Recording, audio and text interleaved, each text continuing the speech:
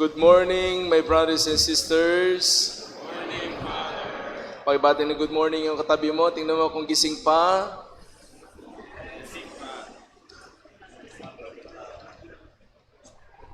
Sino na ay nakakumpleto ng ating Misa de Aguinaldo? Pakita sa kamay.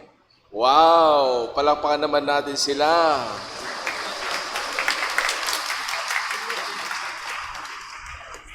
Yung iba siguro sa inyo ay hindi nagising. Kaya na late o kaya hindi na lang pumunta.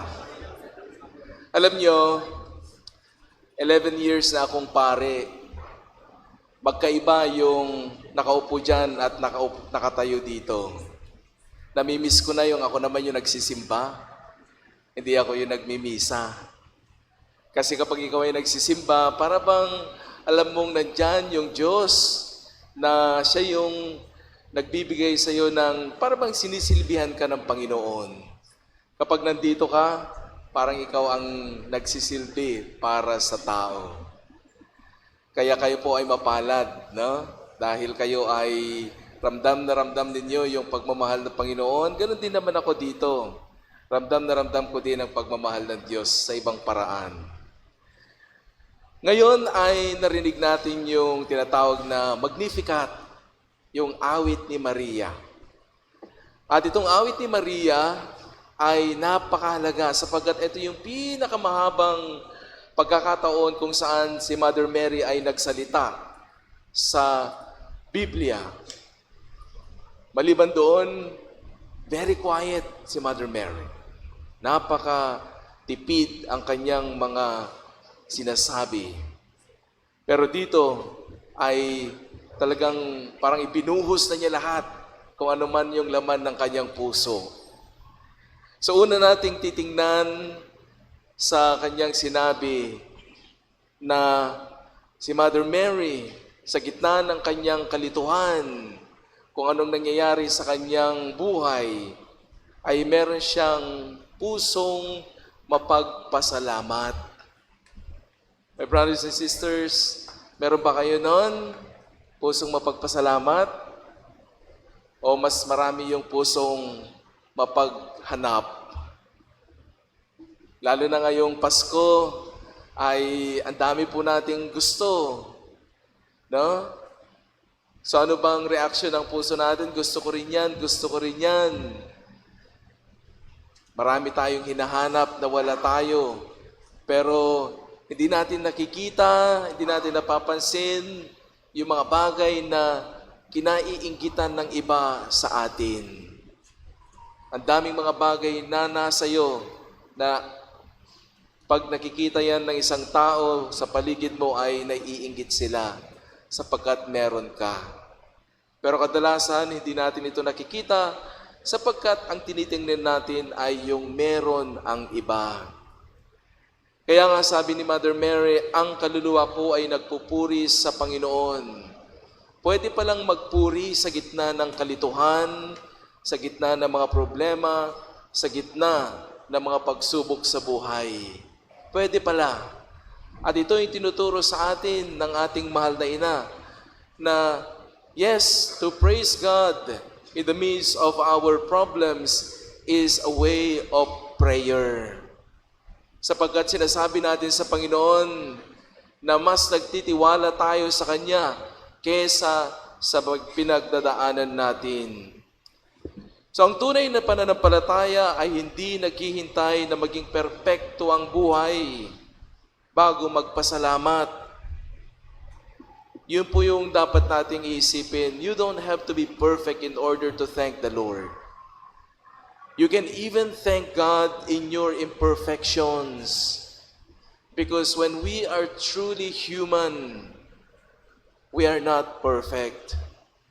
Isa yun sa natutunan ko sa buhay. Kaya ako po ay medyo mas mahaba yung pangunawa sa ibang tao sapagkat nakita ko kung gaano ako kahina. Ang dami ko pong mga kahinaan. Ang dami kong imperfections. Ang dami kong mga pagkakamali. Kaya pag tinitingnan ko yung mga pagkakamali ng iba na minsan nagagawa nila, ay tinitingnan, sinasabi ko sa aking sarili, ganyan din ako. And if you have that attitude of heart, no, you will have a better understanding and caring and love for others. So kapag mapagpasalamat ang puso mo, magaan din ang buhay para sa iyo. Naranasan niyo na ba 'yon? Meron ba kayong kaibigan na reklamador? Meron? Sino? Secret. Kasama ko lang sa bahay. Nawala na siyang ibang nakita o hindi mali. No? Ang hirap yung kasamang ganon. Sapagkat pati yung energy mo talagang idadrag niya pababa. Pero kapag yung isang kasama mo ay very positive, na kahit nandun kayo sa gitna ng hindi magandang pangyayari, meron siyang nakikitang mabuti. Alam mo, yung espiritu mo para niyang itinataas na ganon. And we need those people in our lives. Secondly, about this Magnificat ay pinipili ng Diyos ang mga mapagpakumbaba. Kaya si Mother Mary, sabi niya sa kanyang kaabaan, ay pinili siya ng Panginoon. Ayaw ng Diyos yung mga mapagmataas, lalong-lalo na yung mga taong akala nila sila na ang Diyos. Napakadali pong isipin natin na tayo ay Diyos o kontrolado natin ang lahat ng bagay. Yan ang ayaw na ayaw ng Panginoon. Kaya nga sabi dito, pinapalayas niya yung mga mayayaman. Pinababa niya yung mga hari sa kanilang mga trono at itinataas ang mga aba. Makikita natin na ang Diyos na aba, ang kanyang pinili, ay hanggang sa ngayon, itinataas pa rin natin ang kanyang pangalan. Pero napakadaming dumaan na sa mundo na ito, na sobrang mga makapangyarihan na ngayon ay hindi na natin sila kilala. Pero si Jesus, nung pinili niya ang buhay na payak, si Mother Mary, pinili niya ang buhay na mababa, tinataas sila ng Diyos Ama. Kaya kapag gusto po natin ng buhay na mapayapa, huwag tayong masyadong mapagmataas, lalo na kapag marami ka ng pera. Sino po ba sa inyong maraming pera? Pakitaas yung kamay para mamasko kami mamaya. Alam niyo po, ang pera ay masarap kapag meron ka. Pero be careful because money can control you. Akala natin, kinokontrol natin ang pera sa buhay natin, but money is so powerful that it can control us. Hindi mo alam na siya na ang nagdidikta kung ano yung mga priorities mo sa buhay. And when you have that kind of power, no, ang nangyayari is you want to be in control of everything because you want to be God. So, iniikayat tayo ng Panginoon, magpakumbaba lang tayo. Ano ibig sabihin ng pagpapakumbaba?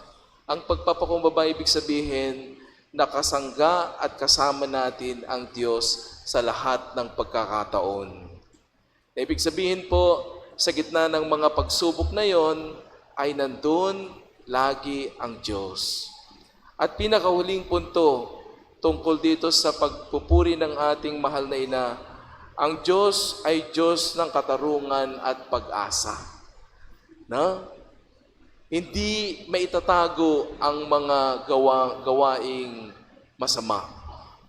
Hindi maitatago ang mga gawaing hindi kaaya-aya sa Panginoon. Maaring maitatago mo man, pero sa paningin ng Diyos, kitang-kita niya ang lahat ng ginagawa nating hindi maganda. Kaya nga sabi, siguro sa mundong ito, malalampasan mo yung katarungan ng tao, pero ang katarungan ng Diyos ay hindi natin kayang lampasan. Pero alam natin sa Pilipinas ngayon ay meron tayong natatanaw na pag-asa sapagkat marami nang nakukulong. Kapag marami nang nakukulong at sana makulong silang lahat. siguro ay gumaganda na ang ating bansa. Yung mga may kasalanan lang.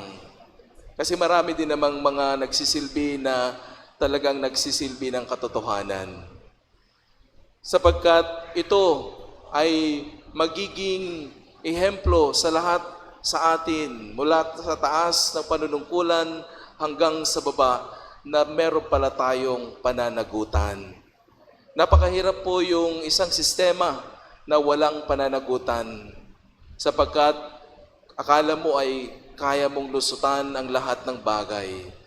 Pero ang Diyos, kung hindi natin kayang gawin sa ating pagiging tao, sa batas ng tao, maggagawa ang Diyos ng paraan para ito'y maituwid. Alam nyo, my brothers and sisters, bakit ganon ang ginagawa ng tao ng Diyos?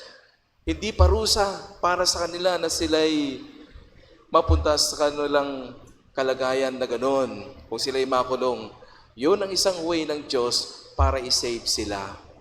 Kasi ang Diyos, ang pinakamahalaga sa Panginoon ay ang kaligtasan ng ating kaluluwa. At alam natin na sila ay hindi na malapit sa Panginoon. Kaya minsan gumagawa ang Diyos ng paraan para maibalik itong mga naliligaw ng landas sa Kanyang Ama. Kaya magtiwala tayo sa Panginoon na lagi lamang siyang nandiyan nakasama natin. Kaya my brothers and sisters, sa gitna po ng mga pagsubok natin sa buhay, lagi po tayong magpasalamat sa Diyos. Lagi nating sabihin, thank you, Lord. Lagi lang, thank you, Lord. No? Hindi ka nagising kaninang umaga. Lord, di ako nagising, thank you. Hindi ka nagising para magsimba. Pasalamat ka lang lagi. Kasi once na nagpasalamat ka, magbabago yung pag-iisip mo. At pangalawa, magpakumbaba ka. Lord, I surrender everything to you. And then lastly, sabihin natin sa Panginoon, Lord, alam mo ang lahat ng bagay. Amen.